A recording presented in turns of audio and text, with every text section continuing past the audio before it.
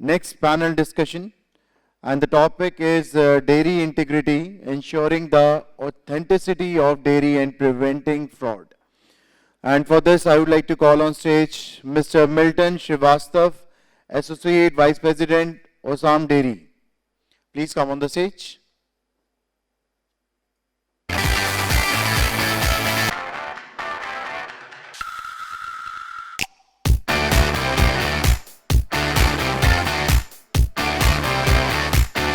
Dr. Manickavasagam, Vice President, EnNutrica.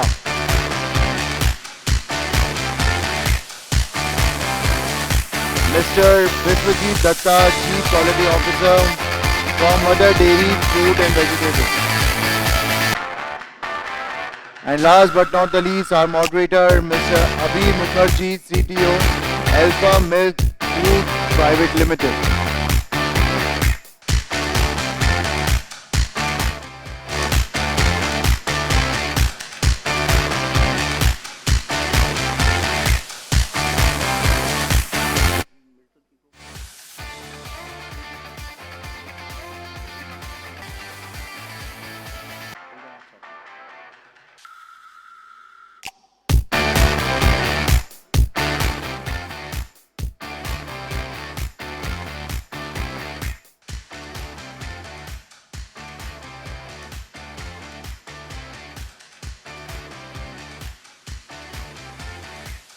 Now we can start the panel discussion. The stage is all yours. Thank you.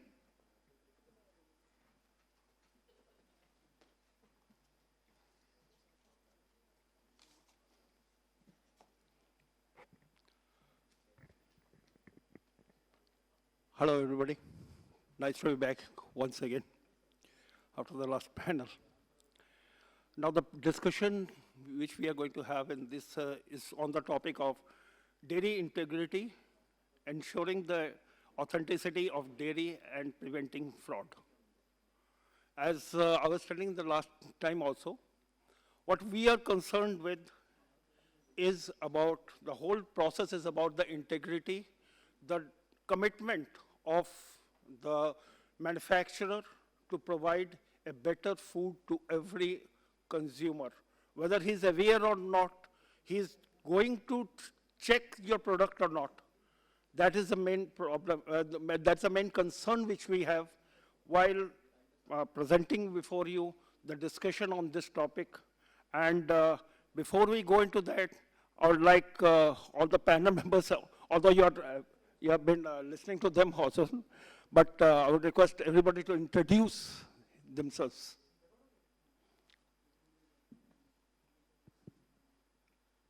I'm Professor Manickavasagam, Vice President, EnNutrica from Tamil Nadu.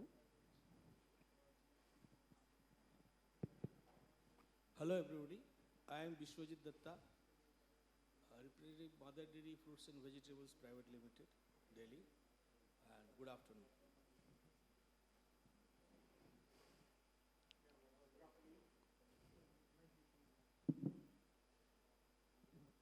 Yeah, good afternoon.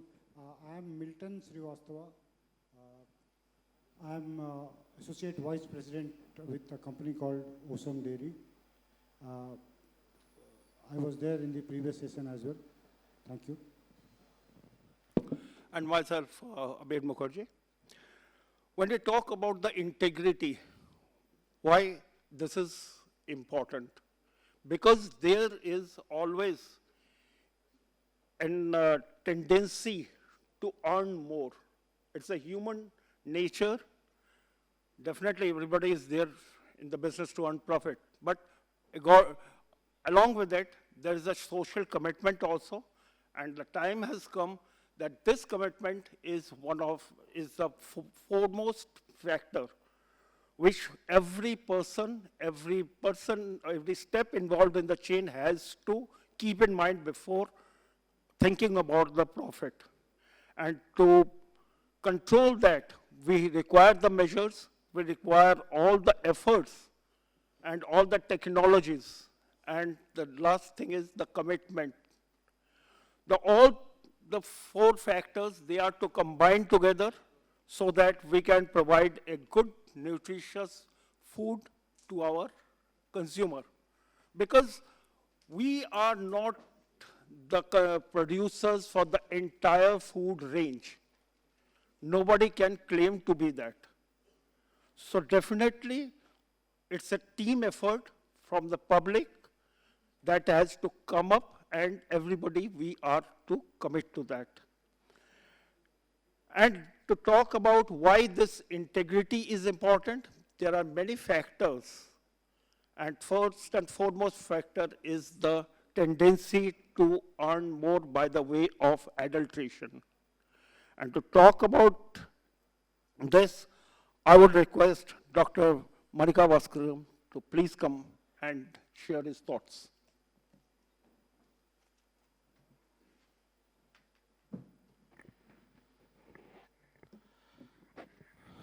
Very good afternoon. Just before the lunch, this panel has been done, but it is a very important panel which we have been going to talk on what all the causes going to affect the industries, both in the way of business and health. We all know that the adulterants is a major causes in any of the food industries which affects the organized sector, which is affecting the organized sectors, and there is always a competition between the organized sectors and the unorganized sectors, both in the economic as well as in the health issues. Particularly with the milk industry as a dairy industries, with an experience, those who have been sitting in the panel as well as who have been as visitors and the delegates, speakers, all have been having a very wide experience. They might have come across the difficult tasks in their experiences how to make this adulteration to be controlled. Particularly in dairy industries, the major of the adulteration is happening by ways of in the chemical as well as in physical methods, and we can name it out anything like it is going to be a detergents, or it is going to be a synthetic oil, or it is going to be something on a microbiological interactions. All these have been adding as an adulterations to make the market, to get the market for a cheaper price. But it is directly causing a health deficiency to the human being. What I consider, out of all the adulterations in the dairy industries, the most important factors which is directly affecting the human very widely, and it is also uncontrollable unless until it is from the heart, it should not be done, is adding in water into the milk. We all know that only the water is going to increase the volume, or it can be reduced and nutritious. But in 2018, WHO has given a caution to India that after 2025, India is going to face a lot of cancer patients because of the adulterations in the milk. This was been reported by WHO. Why they have told, and what might be the causes? The major causes is not because of the detergents, or it is going to be synthetic oils or something which we are thinking in our mind. These are all controllable. But the water which is added to that is having all the toxic agents, because that is a universal media where it can be added. Particularly if you take in the northern east and in the West Bengals, the water, the groundwater itself is having a arsenic. And unfortunately, this arsenic is getting into the body, and it is getting the sedimentation to the body, and it will not give the ill effect very immediately. It will take 2 to 3 years to show the symptoms itself. By the end of 10th year, they maybe get all the canceric agents, as skin cancers are widely being approached. So this arsenic is going to be the very, very matter of health, which is going to be a fatal one. And similarly, if you come into the central, where you call that central India, the sulfides are more. It is naturally contaminated. It is maybe because of the source of rivers and other things which is carry forward a lot of minerals. And these waters has been added into the milk, and it has been distributed to the various parts of our country, various ages of age, the people of ages from even from infant to the elder ages. Consider with 140 billion peoples, if you remove 40 billion people for various causes, 100 billion people of even consuming this milk as a most important natural sources. If it is going to be contaminated and it is going to give a, instead of giving a healthy India, it is going to be giving a unhealthy India. This is where we are all here sitting as an ambassador to avoid this adulterations to be happen in India. It's not to be happen. We are the all ambassadors. It's not the only person is going to be government of India is going to do it out. This is our duty, our responsibility to control this kind of systems, because this is only by transferring the knowledge how it is going to affect the things. Yes, there are laws. For the adulterations, there are laws, and we know that losses will take its own courses of time. But as a water, as a medium of where it can be taken into the body will accept the water very easily, and milk itself in having a major quantity of water of around 87%. So this is going to be give a very unhealthy scenario for India. So considering the WHO's matters, and considering that Indian peoples, those who have been, the people who have been handling the cows and other things, I don't want to say they are all illiterated, but they don't know how to, they only for the basis of how to increase the volume, they are adding the water. In India, around 65 to 68% it is under the organized sector. Another 33 to 38% it is going in an unorganized sector. That is being directly given to the peoples without the package one. So these people who have been consuming widely without the packet, which has been loose milk, we will call as a loose milk, is directly consumed by these people, is widely affected nowadays. This is what the WHO has told very clearly. Maybe India may be in an endanger after 2025 if this adulteration is not stopped. So what I try to come in this summit, let every individual become as an ambassador to that, to stop these adulterations, transfer our the problems, what is going to happen. It is going to be happen for the children, which those who have been doing the water adulteration into the milk. So I kindly request everyone to support as an ambassador to make it out. That's what I want to submit out. Thank you.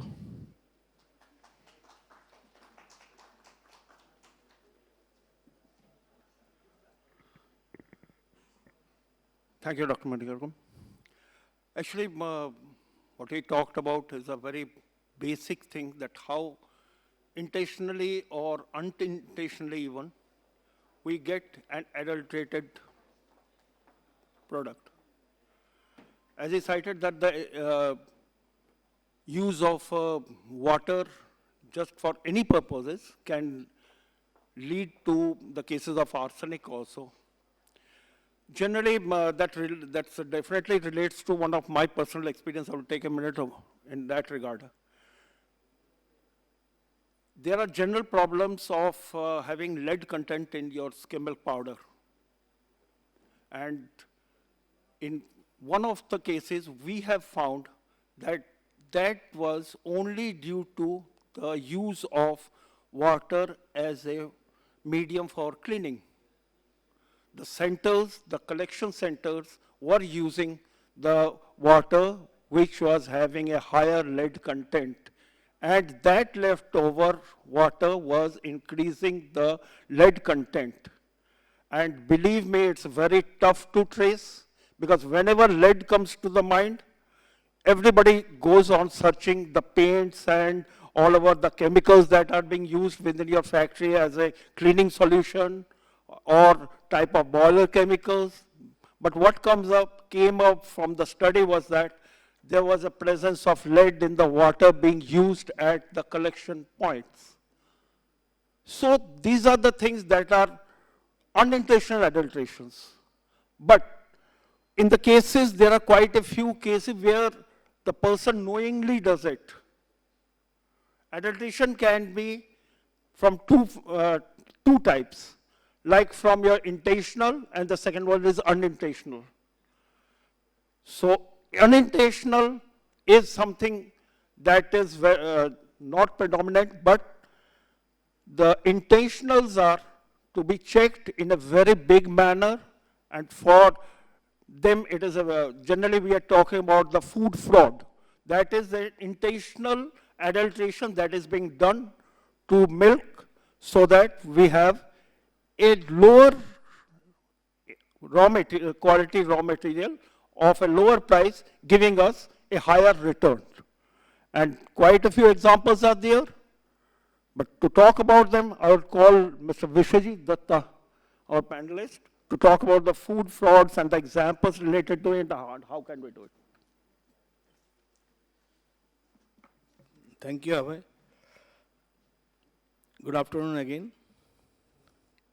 My previous panel member has already mentioned the possible adulterants and adulteration test here. I am assigned to speak about how to prevent food fraud in dairy industry. Now, before going in details, let us understand, you all understand fraud as such, it is a cheating or not giving the worth or value to the consumer. Now we are all know cheating is, there are so many fraud, cyber fraud, this fraud, that fraud. We are talking about food fraud.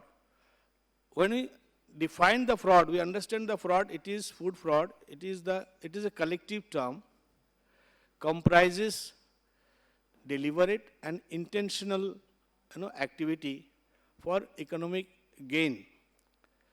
Now, this activity in terms of dilution, substitution, tempering, or misinterpretation of food in the packaging and labeling, advertisement. This can be in the food, or feed, or ingredients also. Now, how to prevent this? My previous speaker already mentioned the dilution, intentional and unintentional dilution. Obviously, dilution is happening when somebody intends to get more out of his effort. So, water could be one, intentional. Unintentional is not the fraud. Another is substitution. Substitution means replacing higher value ingredients with lower value, similar or less costly product ingredients. Then tempering, you can understand tempering means breaking the integrity of the product or packaging material so that the inner content can be replaced. If we can see the counterfeit products are mainly will come into this group. Sometimes milk transported through tankers. Many times we hear the seal has been broken or something like that, and they have replaced milk with something else which is beneficial to the doer. Now, the other thing is, the last but not the least, is the misinterpretation. Now, misinterpretation and misleading, the consumer cannot decide. Many of us can have come across, like, it starts with the brand itself. For example, Bisleri versus Bilseri. The font is almost same. If you go to the upcountry, many of you have encountered that Coca-Cola, Campa-Cola, there are so many. Cola is another, writing is same. So this starts from there. And then it can be also the name of the food. For example, authentic, pure, and you can say organic. So this can be a fraud if it is not really there in the content. And third thing is, you can see the nutrients claiming in the advertisement and the packaging itself. Less sugar, 30% less sugar. I will not name the brand or say, you can know. 30% less sugar, cholesterol, trans fat free. If it is not validated, that is a fraud. And there are so many examples. We can go there, we are encountering. The point is how to prevent. How to prevent means you have to, thoroughly assess your business. Nowadays it is called vulnerability assessment, where the things can go wrong. If a dairy industry, typically it starts with the producing of milk in the rural area, then comes to the accumulator's place, then it is transported to nearby plant or bulk milk center coolers and milk chilling centers. Then it comes to the milk processor. Again, transportation is happening there. Then it comes the manufacturing unit. Manufacturing is happening there, and it goes to the finished goods goes to the either CFA or the trade. Anywhere it can happen. Only our control is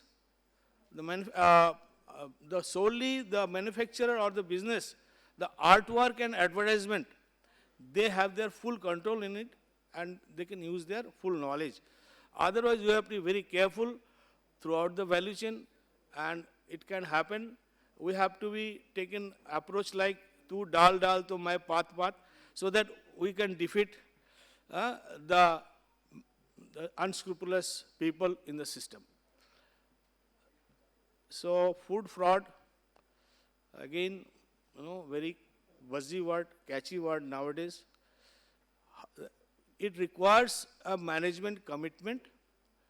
It requires a very much commitment to put system in place, commitment to give full resource wherever it is required, commitment to engage people, train people, so that they can fight out with this with the unacceptable things in the system.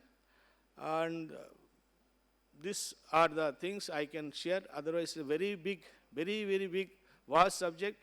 People know FSSC 22,000, food defense, food vulnerability assessment, TASAP, and nowadays the HARPC, hazard analysis and risk-based control. So these are the things are already established. Now we have greater responsibility as an organization. 80% things are out of our, in immediate vicinity or visibility. We have to start war against, these unscrupulous things in the system. I think this much in food fraud. If my moderator, it's okay? Okay, thank you. Thank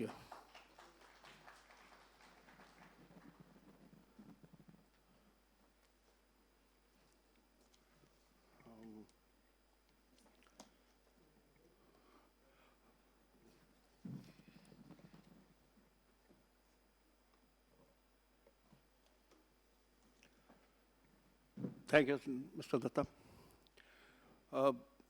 The examples of food fraud, if we talk about food fraud in dairy, the first and the most prevalent food fraud that was evident was not in India. The testing for melamine. We all will recall that melamine came to the notice when there were casualties of babies in China. So don't lose your heart by just thinking that we Indians are only the culprits. And the adulteration and the fraud is not a new concept. It is right from the beginning. Even, probably you'll be surprised to know that in 17th century, the use of water in wine was banned by the European rulers. And if you go to the other food segments, you will have nth number of frauds going on. All the shrimps are being added with glucose, or cheese are with misbranded. That is not in India itself. In Italy or in other countries, they are facing the problem of food fraud. So it's not that we as an Indians are all only facing it. Maybe the types of food fraud, if you go to the list, they are very less in India. There may be an adulteration. But the systematic, it's a total systematic thing that is being done, and that requires a total vigil. And for that, traceability is there. So traceability is one thing that is being used just to cover the food fraud, to prevent the food fraud. But in some cases, traceability is also taken as a marketing gimmick. Quite a few times you will find the products claiming high with just a QR code. From my experience, I will tell you one thing.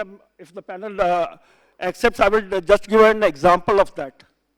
I had been to an organic show. There was a person selling a product claiming to check his QR code. And when I checked it out, they simply showed a person giving a speech about that this is my farm and I'm producing these kgs of the product. I won't name that. And my simple question was this: how can you ensure me that this 30 kgs of the product or 40 kgs is product being served to me? That even his technical person didn't have any answer for that. So we are not to ensure that this traceability or the parameters are just for as a marketing thing. That is just to upliftment of what we are doing. And that is something that comes with the experience and the commitment that flows from the higher level to the lower level. This is something, adulteration is something, the regular adulteration are something which a person or doing a lab test can perform or he can prevent. But there are the things, the commitment of the higher management is also, because there are n number of instruments which every day we don't find being tested. Some tests are being done as per the regulations, 6 months interval. So 6 months, nth number of product has come onto the market. How can we ensure that? Unless and until we have a commitment right from the word go within ourselves. We have to develop the mechanisms for it. And everything, the mechanisms are to be self-built. And that comes with the experience and the type of things that we encounter. And to talk about all this, I would request Mr. Milton Srivastava to please come and share his experience as what steps can be taken, what preventions we can do, so that we can have a better product. We have the technologies of, say, chromatography or the spectrometry, the analysis for fat, for the GCs are there, as Mr. Mathai in last panel was telling about, that there are the technologies of analysis of fat.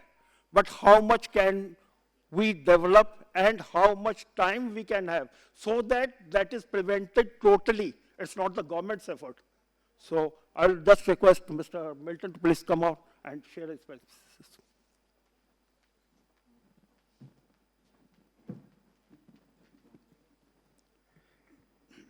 Thank you, Mr. Abir.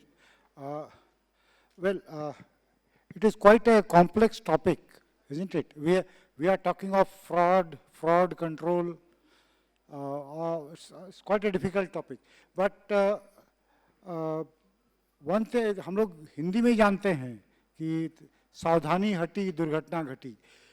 When we face a fraud, let us not only blame the person who has done it. We have faltered somewhere. Our systems are not in place. What happens that we form a SOP, right? If we are receiving something or we're receiving milk, we will have this process we will follow. We have the checking and the cross-checking systems. Wherever there are chances of fraud, we have cross-check systems. We try to put it in place in our SOPs.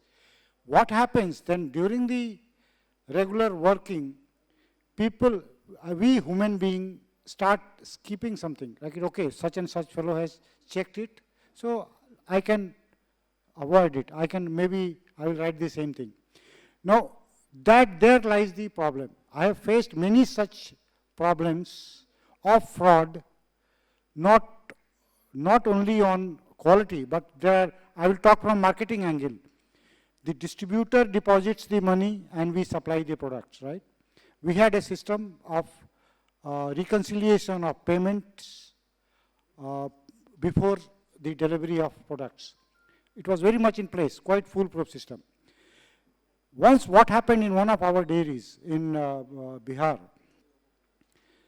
the distributor submitted a false paying slip. You know, that was the time when there was not much of computers and all.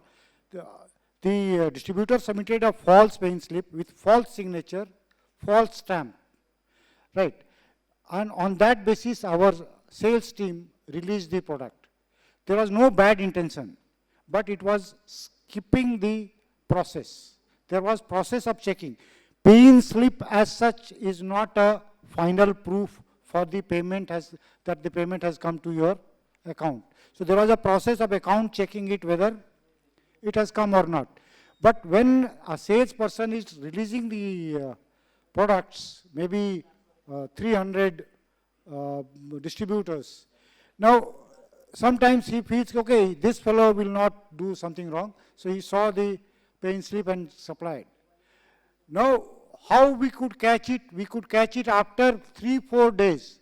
When we started we saw that the money that came in the bank versus the value of the products that we had disposed, we found a gap.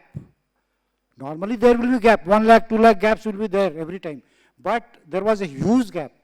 Then we went searching for distributor wise. We found that a particular distributor was submitting false paying slip, taking the supplies. Right, so since we did not follow our process. Now, one more thing I'll say. It's there are 2-3 dimensions of this. One is the human factor. Now, how we have been brought up. I'll just give you one more example here.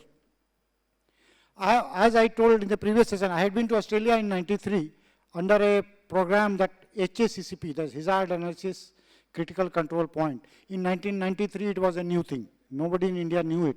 That time we were trained in Melbourne. So we had a so-called teacher, Joy Manners.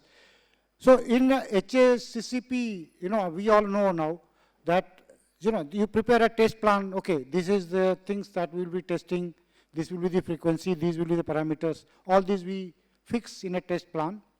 Then when the internal audit comes, they check if you have committed this particular test I will do 5 times in a day, so whether you have done 5 times or not.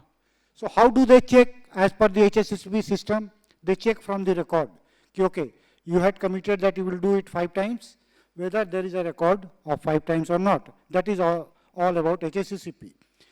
Now I just asked my teacher, now you tell me, madam, if somebody does the test only twice and writes 10 times, how do you check under the system whether he has done it or not, or he has just recorded?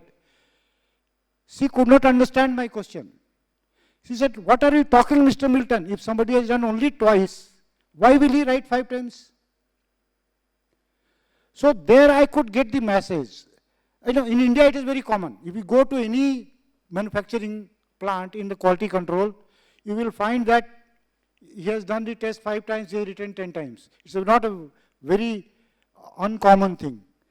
But I could get the message. You see, these people are so developed that not only that they are not doing wrong things, they are not able to understand the wrong things. They cannot understand what we are talking. Why will somebody write 10 times, he has done only 5 times? So, this is what I wanted to say. Probably because we are the developing country, we are poor people.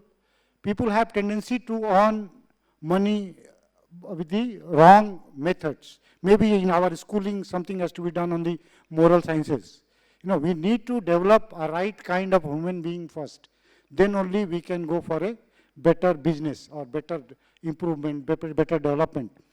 Now, coming to our methods, like we talked about fat and SNF. Our all dairy across India runs on fat and SNF. A farmer or a supplier of milk knows that to get more money, he has to, somehow he has to manipulate things to get the value of the higher value for his milk. So there we instigate them, we teach them how, that if you have a better fat, you will get the better payment. Similarly, we say that we want non-neutralized milk, right? No caustic addition, no neutralization. But whether we have enough checks to ensure that the acidity doesn't develop, we do not have. So just policing does not help. Just policing on it does not help. We have to go for the corrective actions first. So there are methods. There are already, each dairy has a method. If they do not have, they should look into it where there is a change of hand, like when we are buying something, buying milk, or whether we are selling milk, when there is a change of ownership, there has to be a recheck method. Somebody has checked, whether somebody has rechecked.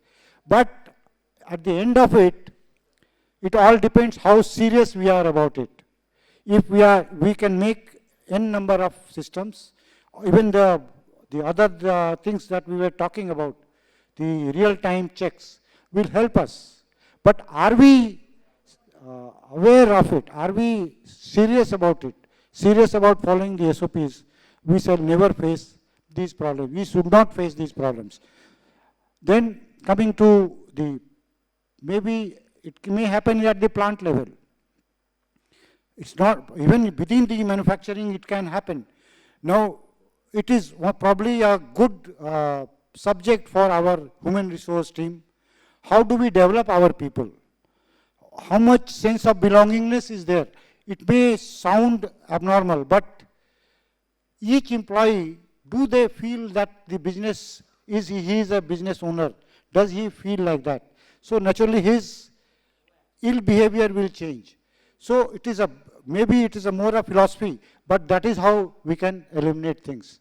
Better monitoring, better systems, better teaching, better motivation. These are the solutions in my thinking. I think I can't talk anything more on this. Thank you.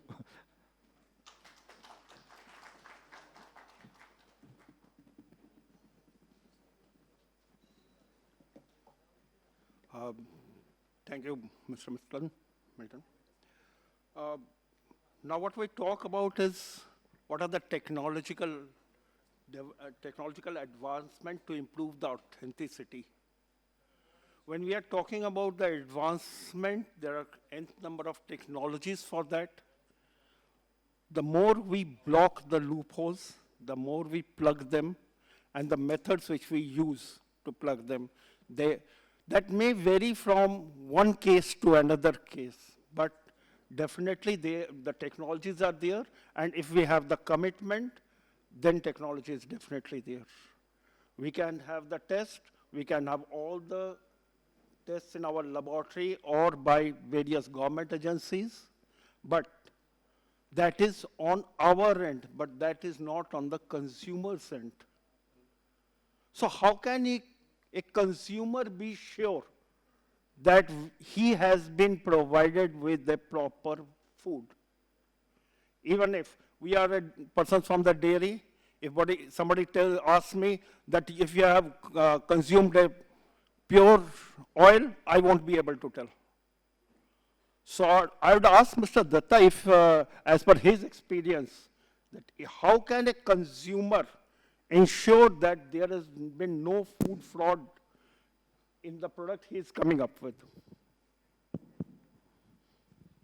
It's very, for a consumer, when he gets a finished packed product, it's very difficult for him to recognize, for a consumer, if he is very much loyal to one brand, he can sometimes recognize the tempering of the packet, or actually it is difficult for consumer. If it is an open, unpacked product, he can somehow taste it, smell it, may take a call, but packed product it is difficult. Nowadays, so many preventive packaging material, packaging has come, as you mentioned about your organic one, but still the QR code system, some of them have come up. Some tamper-proof packaging, if it is there, but for consumer, again, it is very difficult. It is the onus on the organization that they reach the product to the consumer as they have manufactured. That is in my understanding. Thank you. Thank you, Mr. Dutta. Actually, the message what I understand he wants to give it, that the onus is definitely on the manufacturer. And this is the commitment, this is the integrity which we are to show to all our consumers. And it is not for them, it's our commitment so that we can give a better product, the best product. And believe me, the better that you produce, the better you provide, the better you earn. It's not that we can have all the examples, the quality definitely pays, the consistency will definitely pay, and the methods are there, all the tests, all the techniques like your vulnerability assessment, your risk assessment, all your fruit fraud analysis, food defense, there are nth number of procedures that we can define. We can have the test method, we can have reduction in the periodic tests which we are doing, not to satisfy the government, just to satisfy ourselves so that we can have a better consumer base. And to reduce all the loopholes that are there, the techniques are there, so more we employ them, the better it is. So with that, I think I will sum up with this panel. Any questions from anybody? We have time of about 4 minutes or so. If any questions are there, we can definitely attend to it.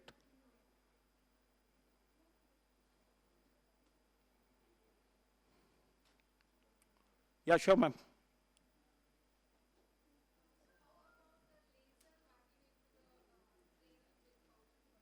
Can I have the mic, please?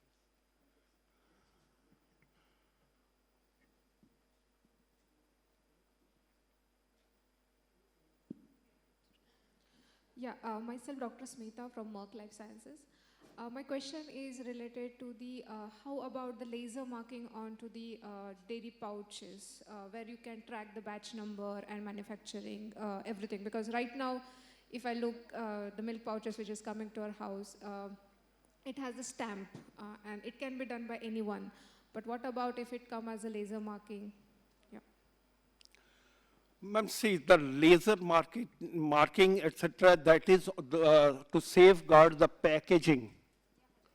You are ensuring that the product which you had manufactured, you have produced, that is kept intact in that product, in that packaging. The packet is ensured.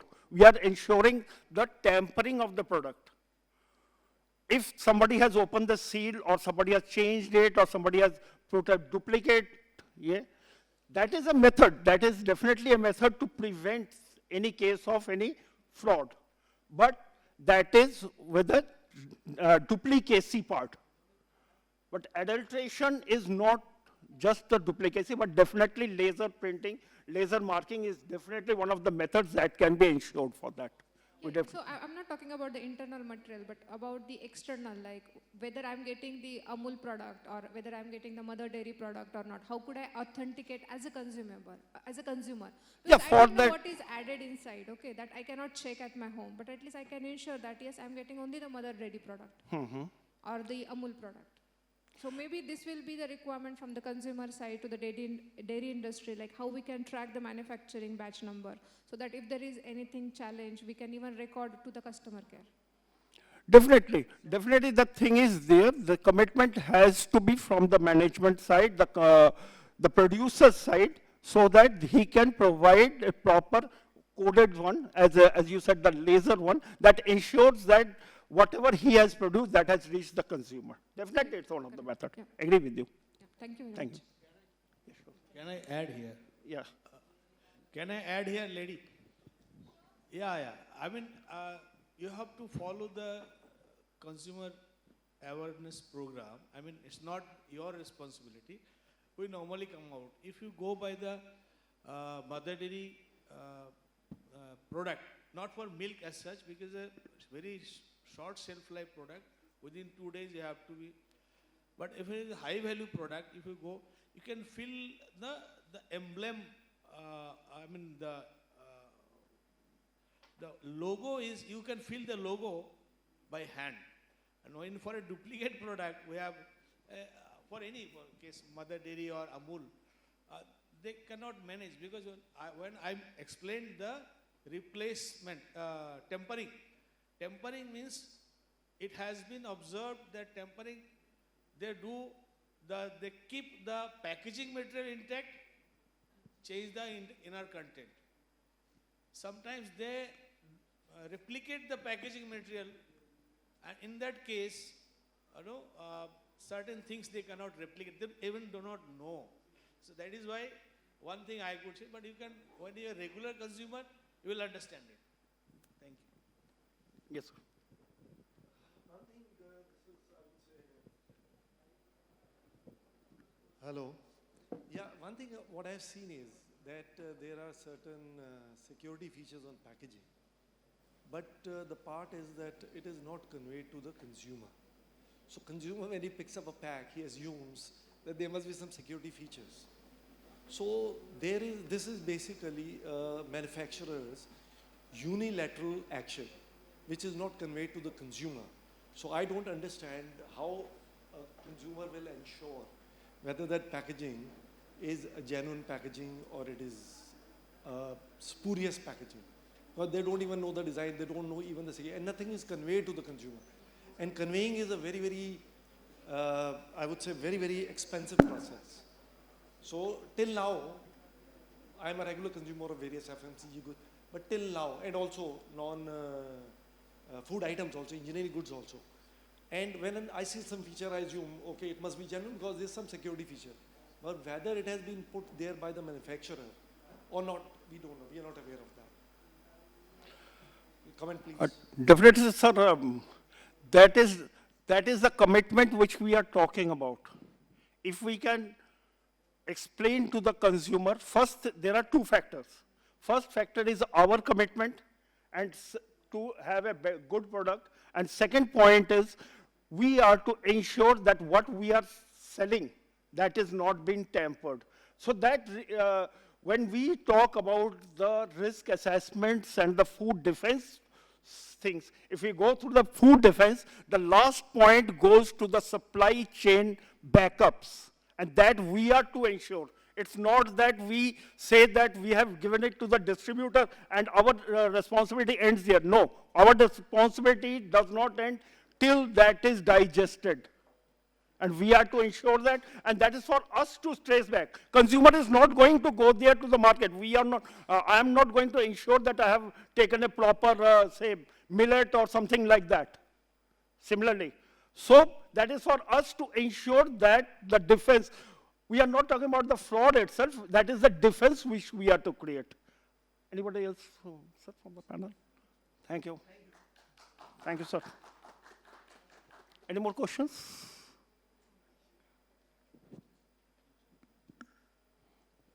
Yes, sir.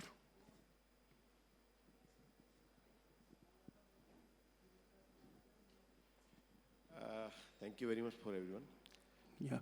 मैं जो समझ पा रहा हूँ कि 3 तरीके से actually fraud हो रहे हैं. एक फ्रॉड तो है कि जो पर्टिकुलरली इन डेयरी इंडस्ट्री कि जो मटेरियल आ रहा है उनके पास वो अडल्ट्रेटेड आ रहा है. उस अडल्ट्रेशंस को कुछ तो चेक नहीं कर पा रहे हैं क्योंकि इंडस्ट्रीज के पास प्रेशर है प्रोडक्शन करने का, और वो एज इट इज़ फॉरवर्ड हो जा रहा है कंज्यूमर को. दूसरा है कि खुद अडल्ट्रेशन मैन्युफैक्चरर भी कर रहे हैं. और तीसरा, जैसे राइटली मैम ने भी बोला कि आप अच्छा प्रोडक्ट बना रहे हैं, बढ़िया प्रोडक्ट बना रहे हैं, जैसे ही प्रोडक्ट मार्केट में क्लिक होता है तो एक ग्रे मार्केट आपके साथ पैरेलली चालू हो जाता है. तो ये तीनों ही responsibility as a manufacturer dairy industries को लेनी चाहिए कि कैसे तो उसको प्लग किया जाए कि जो उनके पास सब स्टैंडर्ड रॉ मटेरियल्स आ रहा है, कैसे आपने जो अच्छा प्रोडक्ट बनाया उसके लिए ग्रे मार्केट पैदा ना हो, आप कौन से उसमें सिक्योरिटी फीचर्स डाल रहे हैं। आजकल टेक्नोलॉजी अवेलेबल है कि स्कैन कीजिए एंड आपको बैकवर्ड इंटीग्रेशन मिलेगा कि कब ये प्रोडक्ट मैन्युफैक्चर हुआ, कैसे किया, वगैरह वगैरह। सो उसके लिए कुछ आप किस तरीके से इस पर फोकस कर रहे हैं, कुछ बताएं तो थोड़ा कंज्यूमर्स को भी अवेयरनेस होना ज़रूरी है। वी कैन नॉट से कि कंज्यूमर अवेयर नहीं है तो हम अपना रिस्पॉन्सिबिलिटी से हार गए। Lot of advertisement is being put, इस पर भी एडवर्टाइजमेंट होना चाहिए कि कंज्यूमर को भी अवेयर करें कि यस आपके लिए ये चीज़ अवेलेबल है, आप यहाँ जाएं, ये चेक कीजिए एंड आपको नकली और असली प्रोडक्ट का पता लग जाएगा। Thank you. As far as you mentioned कि कुछ टेस्ट हुए बिना कंज्यूमर के पास जाने की पॉसिबिलिटी है, जा रहा है। I think it is not correct in our system. For example, जो भी अडल्टरेशन होगा they will do for some benefit and should be quantifiable. Number one, it is not a micronutrient one. They will not add micronutrient as an adulterant. They will add either starch, add either sugar. So these all tests are put in place from the village level, collection level. So rest assured, what you are getting, there are 3-4 level checks are being done to reach to the consumer. Okay? Number two, you said ingredients. The same happens to the ingredients. Comes to reliable, renowned supplier, their assessment, their test, everything is being conducted. It is a common system nowadays. And the third thing, what ma'am has you have already repeated, see, certain things are there. But if we explain you here publicly, the counterfeit manufacturer, they will adopt it tomorrow itself. So it's a challenge. We have our own, security features. Once things are coming, we do it. We investigate it, go to the root level, take action. So these are the things happening, and we are very much concerned and conscious about our consumers' benefit, so that they are not cheated. That is why I think you love a product like Amul and Mother Dairy and Nestle. Thank you. One more thing I would like to add on this. The new regulations are also coming up. If we are to ensure for a consumer also, I would say that the regulations have come up. You must have seen that the logo which has come up by the FSI with that blue one with the milk drop and written milk in it. Or you have to declare the allergens. So these are the commitments. The more you declare that is for us to commit, as a manufacturer to commit, and the onus remains on us itself. Because as a manufacturer, we are taking the profits, boss. Nobody else is taking the profits. So we are to ensure that what our consumer wants, we are providing. As for the laws, we are definitely giving. The veg logos are there. The drops are there. The allergen declarations are there. So what we can do, we can have counter checks. We can explain to the consumers, as we are doing to the milk producers. We are going them, all the Mother Dairy, Amul, or the cooperatives, or quite a few companies are now in the private sector are also doing it. They are teaching the the producers. So similarly, some awareness you have to give. If we go actually by the way of checking that what are the types of campaigns, etc., we have to invest, like the packers and movers. You must have seen the Agarwal packers and movers, whatever dispute they have, they have said, but they are clearly showing that I am right, this is wrong.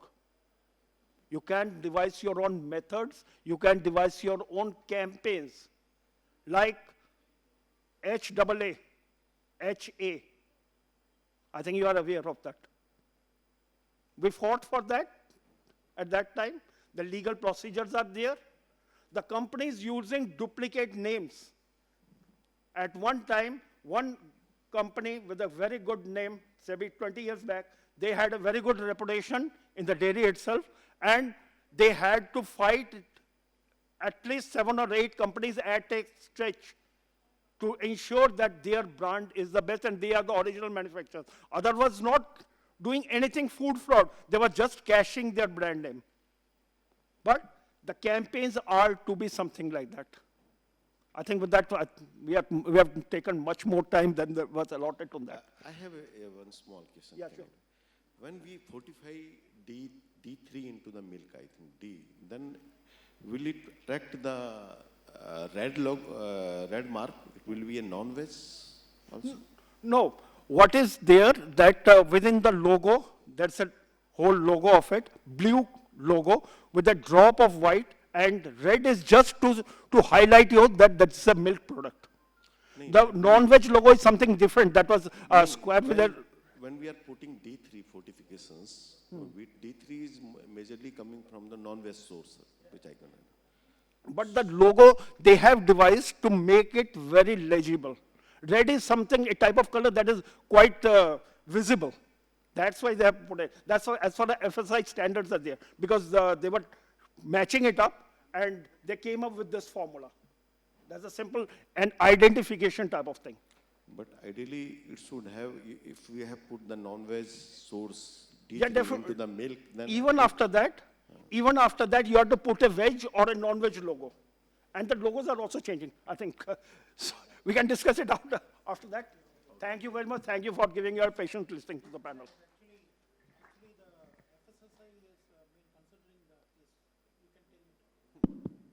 Actually, that's correct because the vegetarian, non-vegetarian source of D3 is being now under the draft, whether it has to be taken into the considerations. It is absolutely right. That's correct.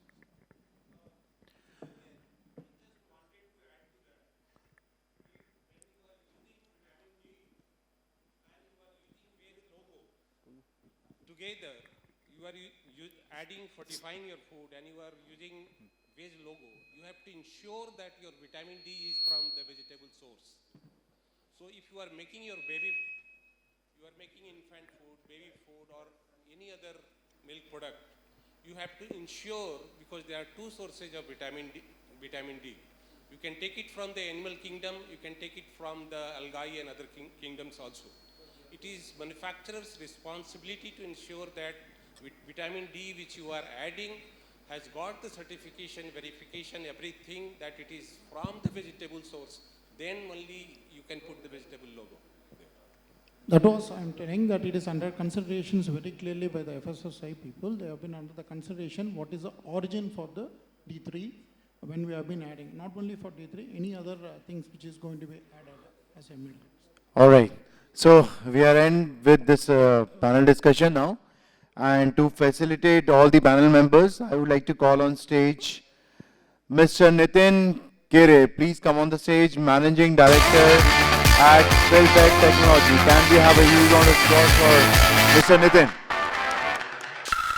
Guys, can we have a huge round of applause for Mr. Nitin? Thank you.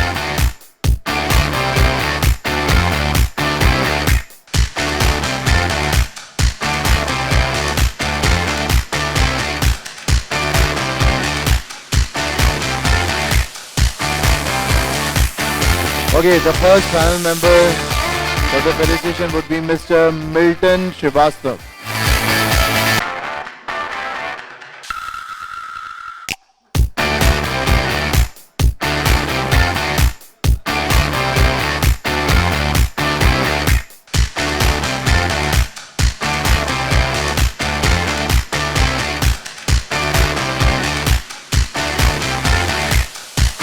The next one is Dr. R. Manickavasagam.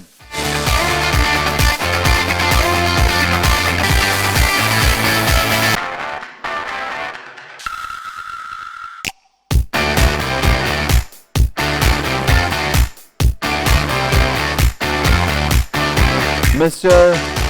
Biswajit Dutta.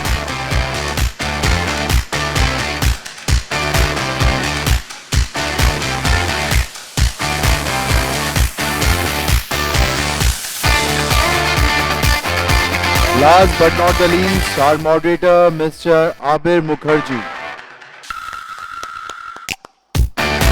Let's give them a huge round of applause to all the panel members.